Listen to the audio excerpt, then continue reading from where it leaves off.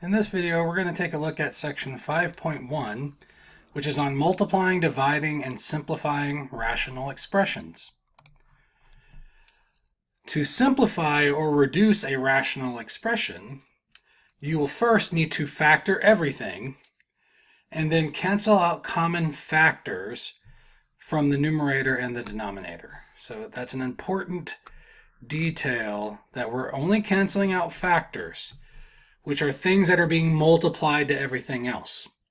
You cannot cancel out terms, which are things that are being added or subtracted to everything else.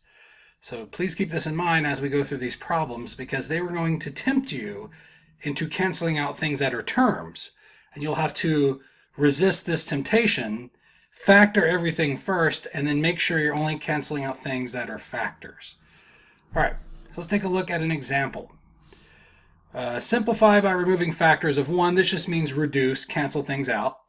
We have 3b minus 6 on top, divided by or over 3 on the bottom. And this is very intentionally done. So we have a 3 sitting up here on top, we have a 3 on the bottom. It's very tempting to want to cross those 3's out. Or even with the 6, you see 6 over 3, you think, okay, that divides and I get 2. But neither of these things cancel out with the 3 because these are terms. These are things that are being subtracted from one another. You cannot cancel out terms or parts of terms. So before you even think about what can I cancel out here, the first thing you should do with every one of these problems is factor. If you do that first, that'll really help with avoiding making that mistake. All right, so let's factor, and there's really not much factoring that we can do here. In the numerator, we can factor out a 3. 3 is a common factor, so that's what we'll do. We'll factor out a 3. That's going to leave me with b minus 2 on top. On the bottom, there is nothing to factor, which means this thing is its own factor. So 3 is a factor on the bottom, and now 3 is a factor on top. So this was step 1, was factoring everything. And then step 2 is cancel out factors from the numerator and the denominator. 3 is a factor on top. 3 is a factor on the bottom, so we can cancel those 2 out. That's removing a factor of 1. And what we're going to be left with is b minus 2. And that's all that's left. There's nothing left in the denominator, so we don't need to write this as a fraction any longer. There's really a 1 left there, but we drop it when it's a 1. All right, let's take a look at another example. We have 6z minus 48 on top over 6z plus 48 on the bottom. Again, they're choosing these terms so that you will be tempted to cancel them out. They want you to, I don't know if they really want you to do this, but I'm sure they're doing this on purpose because it's very tempting to want to cancel out these 6z's or cancel out these 48s. And you might think, oh, these just both cancel out. And the answer is 1 or negative 1 or whatever you might come up with. But these things do not cancel out because these are terms. You cannot cancel out terms. So what we have to do first is factor. So from the numerator, we can factor out a 6. That's a common factor there. That'll leave me with z minus 8 on top. And then on the bottom, again, we can factor out a 6. And that'll leave me with a z plus 8. Now that we have it factored, we can cancel out common factors. We have a factor of 6 on top and a factor of 6 on the bottom. So those can be canceled out. And that's it. Z minus 8 is the other factor here. It doesn't match the factor on the bottom, which is z plus 8. These are two different factors, so these do not cancel out. And so what we're going to be left with is a z minus 8 on top and a z plus 8 on the bottom. Since those factors aren't the same, they don't cancel out or reduce in any way. And again, you're going to come across this temptation of, can I cancel out these z's? Can I cancel out these 8's? And they do not cancel out because they are terms. They're being added or subtracted. So there's nothing else you can do with that. It might feel a little bit frustrating that it seems like there should be more that can be done, but there isn't. So this is reduced as far as we can possibly reduce it. All right, let's take a look at the next example. So these are going to get a little more complex. Again, follow the steps. First step is to factor. So this one, and this goes back to what we learned in chapter 4, because a is equal to 1 here, we can factor this using the shortcut method. We need two numbers that multiply to c and add to b. So two numbers that multiply to 32 and add to negative 12. That'll be negative 8 and negative 4. And so it'll factor with those two numbers and the two factors. So that's the shortcut. We do the same thing on the bottom. We need two numbers that multiply to negative 28, add to positive 3. That's going to be positive 7 and negative 4. So we factor first, and then we cancel out common factors. So we have a y minus 4 as a factor on top, a y minus 4 as a factor on the bottom. So those two cancel out. And we're going to be left with y minus 8 on top, y plus 7 on the bottom. And that's as much as we can reduce it, since there's no more common factors for us to cancel out. All right. So that's how you reduce a fraction in Chapter 5. You factor it first, then you cancel out factors that are the same from the numerator and the denominator. The next problem we're going to take a look at is multiplying. So to multiply rational expressions, it's going to follow a very similar trajectory. We will factor everything first, then we will cancel out common factors from a numerator and a denominator, just like we were reducing fractions a moment ago. And what's neat about multiplication is they don't have to be in the same fraction. All that's required is that one of the factors is on top, one of the factors is on the bottom of any fraction, any two fractions, and we can cross them out. So this is just a feature of multiplication. This only works with multiplying fractions. So for example, without even having like variables involved, let's just look at numbers. If I have 4 over, 5 times, let's say, 30 over, 18. Just trying to make up some numbers here. So we could multiply these together first, right? And if we multiply fractions, you don't need a common denominator. You just multiply straight across. On top, we're going to get 120.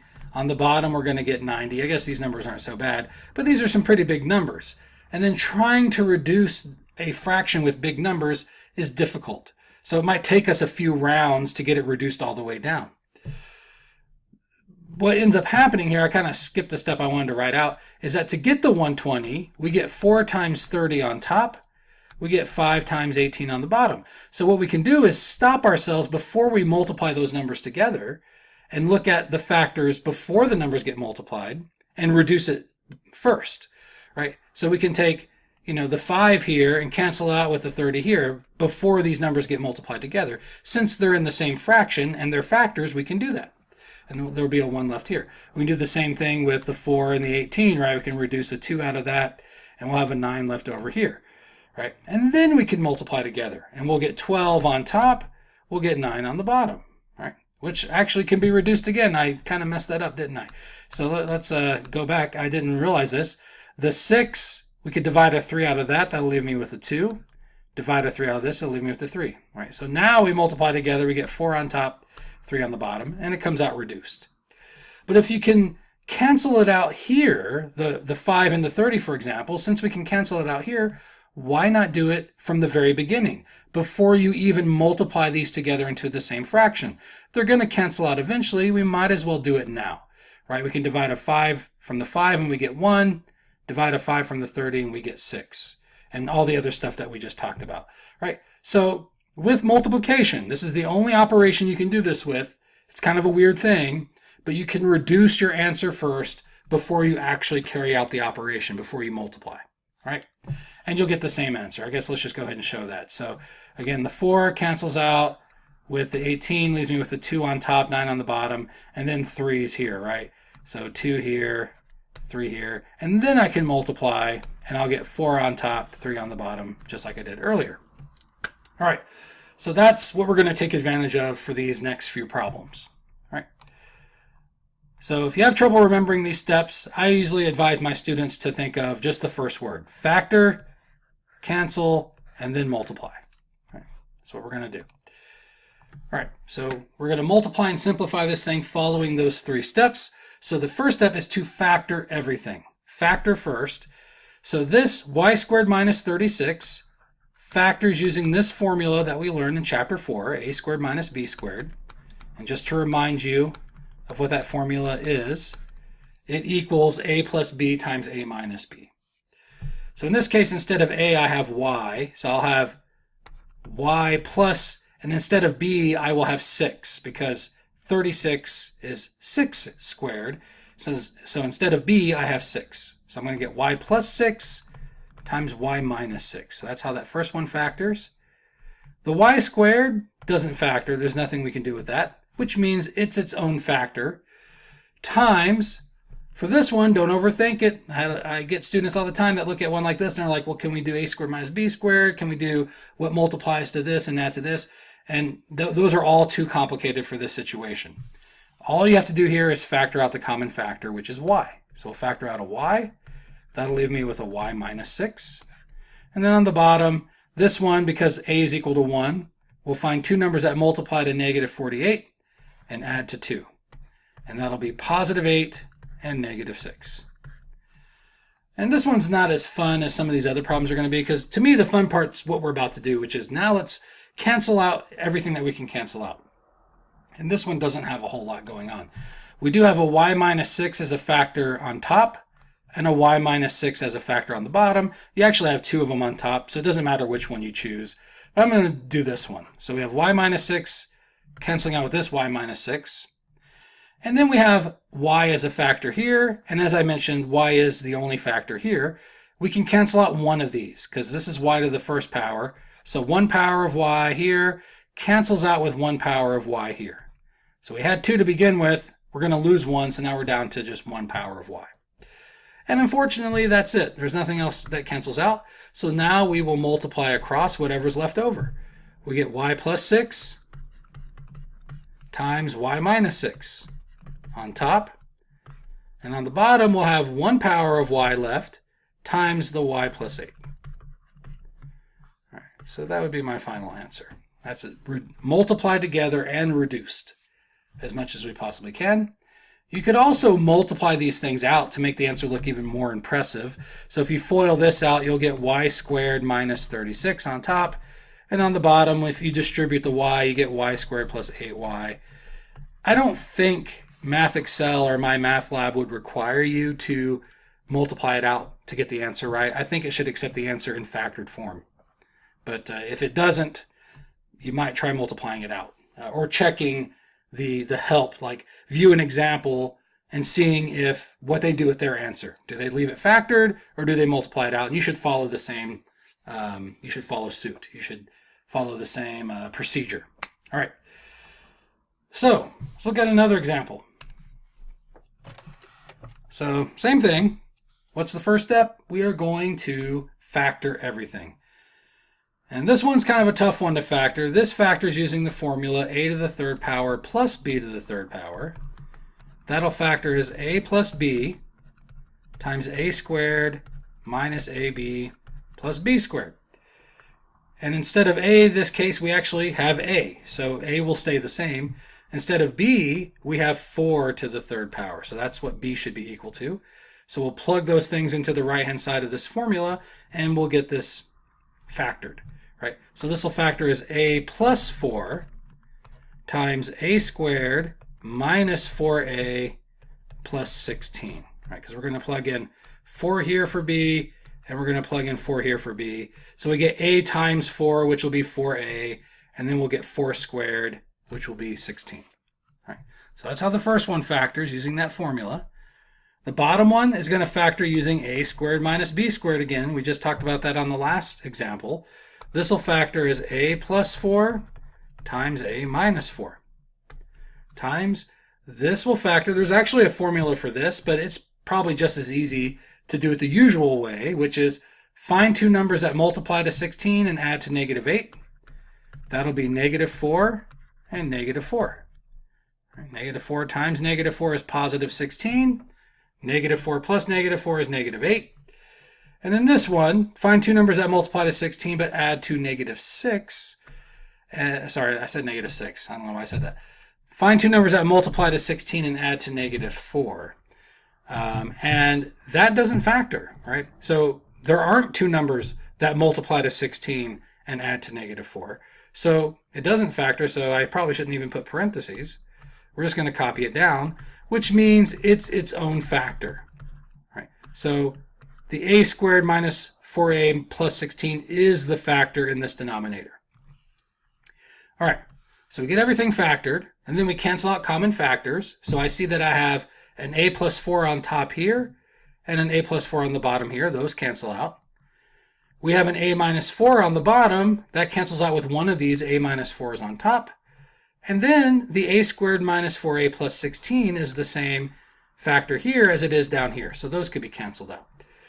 And whenever you cancel everything out from a particular spot, there's a 1 left behind if you want to have a number left there. So now we will multiply across, but we see that the only thing left out of all this is an a minus 4. And the denominator will just be a 1, which means we don't need to bother writing it. And so my final answer is just going to be a minus 4. So a lot of stuff canceled out there. All right, let's take a look at another example. Oh, sorry, thought I had another multiplication. Looks like we're moving on to division, which actually is just more multiplication examples.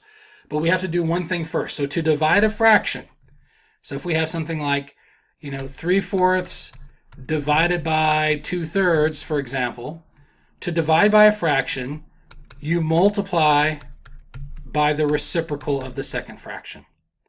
So the division changes to a multiplication, and the second fraction becomes the reciprocal. We take the reciprocal of the second fraction. And then you can multiply these together following the same process. Now here nothing reduces, so we just multiply straight across, we get 9/8. So that's how we divide fractions, and that's exactly what we're going to do in 5.1. So to divide rational expressions, first you will change it to a multiplication problem by multiplying by the reciprocal. Once it's a multiplication problem, it's exactly the same thing that we were just doing. You factor everything, you cancel out common factors, then you multiply across. All right. So change it to a multiplication problem and then proceed accordingly. So this one, again, it's a division. It's kind of hard to tell. It's a little bit hard. The resolution's kind of bad on that, but it's a division. So the first thing we're going to do is change this to a multiplication problem. The first fraction doesn't change. It stays the same. That division we're going to change to a multiplication, and then we're going to take the reciprocal of the second fraction. So the 10y squared is going to go on top. The 16x to the 4th power goes on the bottom. And now it's a multiplication problem. So what we want to do from here is what we were doing before, which is factor everything, cancel out common factors, and then multiply whatever's left over. This one is already factored.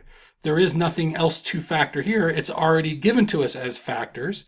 This is 20 times x to the 7th power. That means we're multiplying these two things together, so they're factors.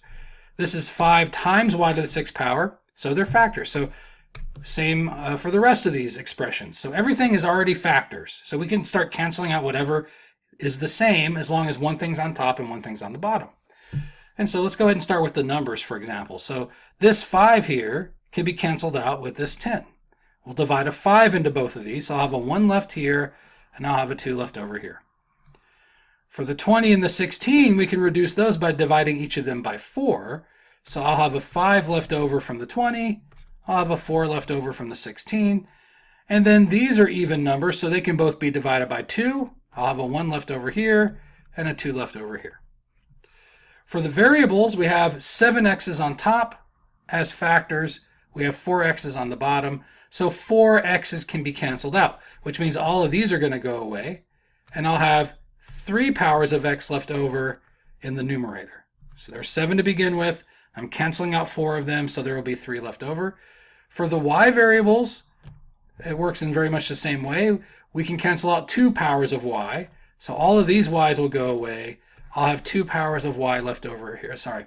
Canceling out 2 powers of y, so I will have 4 powers of y left over. It's so strange that I'm saying one thing but writing something else. I don't know how I did that, but yeah, canceling out 2 powers of y. There were 6 here to begin with, so we'll have 4 powers of y left over. Now we can multiply across, since we've canceled out everything that we can. We'll have 5. Don't forget we have an x here to the 3rd power times 1, which just means that'll stay the same.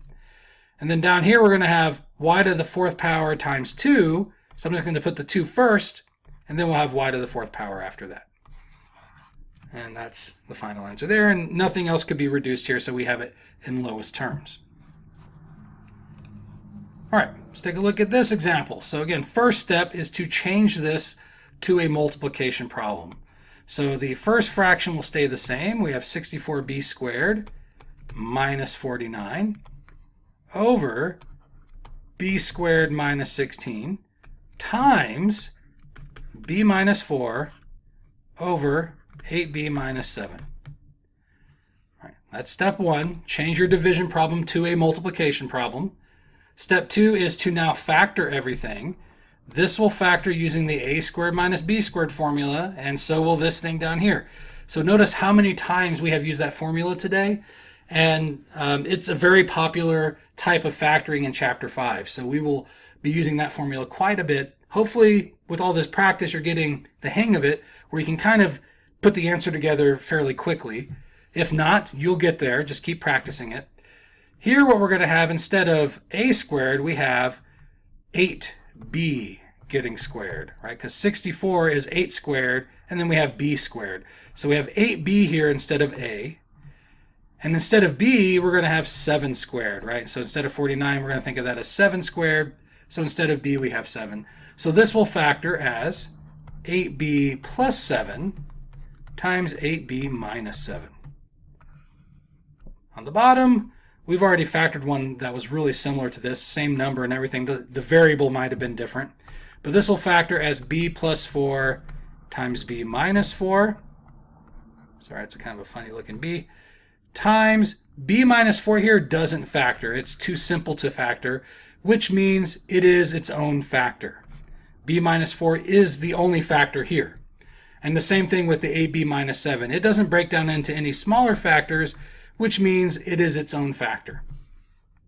So what can we cancel out? Well, we can cancel out a b minus 4. There's one on top, one on the bottom. And we can cancel out an 8b minus 7.